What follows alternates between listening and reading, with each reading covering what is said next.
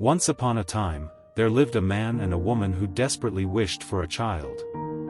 Their house had a little window that looked out into a beautiful garden filled with magnificent flowers and herbs. This garden belonged to a powerful sorceress named Dame Gothel. One day, the wife, expecting a baby, looked into the garden and saw a bed of delicious-looking Rapunzel, a type of radish or lamb's lettuce. She craved it so much that she began to pine away. Her husband, fearing for her life, crept into Dame Gothel's garden to steal some of the Rapunzel. As he gathered the greens, Dame Gothel appeared, her eyes blazing. She accused him of stealing from her sacred garden. Terrified, the man begged for mercy and explained his wife's craving. Dame Gothel agreed to let him take all the Rapunzel he wanted, but only on one condition: he must give her the child his wife was about to have. In his desperation, the man agreed. When the baby girl was born, Dame Gothel immediately appeared, named her Rapunzel, and carried her away. Rapunzel grew up to be the most beautiful child under the sun, with long, golden hair that shone like spun gold. When Rapunzel turned 12, Dame Gothel locked her away in a tall, secluded forest tower. The tower had no door or stairs, only a single high-up window. Whenever Dame Gothel wanted to visit Rapunzel, she stood at the foot of the tower and called out, "Rapunzel, Rapunzel, let down your hair, that I may climb thy golden stair." Rapunzel would then unbraid her lengthy hair, tie it to a hook by the window, and let it fall down the side of the tower, nearly 20 yards long. Dame Gothel would then climb up it. One day, a prince was riding through the forest and heard a beautiful song coming from the tower.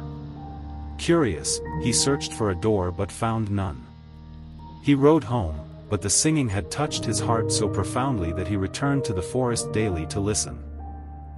One day, he saw Dame Gothel approach the tower and heard her call out, "Rapunzel, Rapunzel, let down your hair, that I may climb thy golden stair." The prince watched in amazement as Rapunzel's golden hair cascaded down, and Dame Gothel climbed up.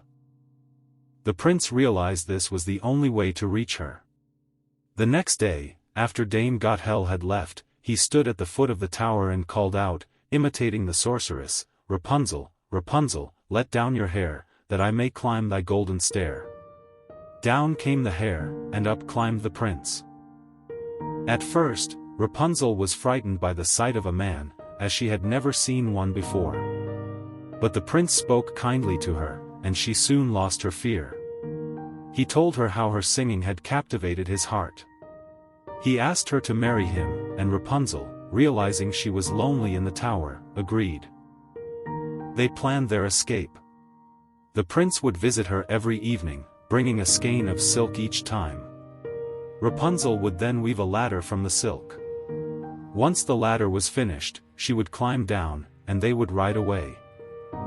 Dame Gothel eventually discovered their secret.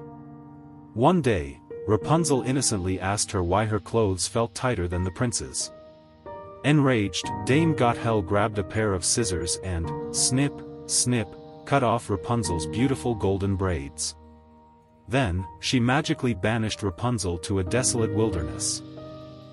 That evening, when the prince arrived and called out, "Rapunzel, Rapunzel, let down your hair, that I may climb thy golden stair," Dame Gothel tied the cut braids to the hook. The prince climbed up, only to find the furious sorceress. "Aha!" she shrieked. "The bird no longer sings in her nest, the cat has caught her." In his despair, the prince leaped from the tower and landed on a thorn bush below, which pierced his eyes, blinding him. Blind and heartbroken, the prince wandered through the forest for years, eating roots and berries, searching for his beloved Rapunzel. One day, he stumbled upon a place where he heard a familiar, sweet song. He recognized Rapunzel's voice. He called out to her, and she ran to him. When she saw him, blind and suffering, she wept. 2 of her tears fell into his eyes, and his sight miraculously restored. The prince and Rapunzel embraced, overjoyed. They then returned to his kingdom, where they were married and lived happily ever after with their children, who were born during their time in the wilderness.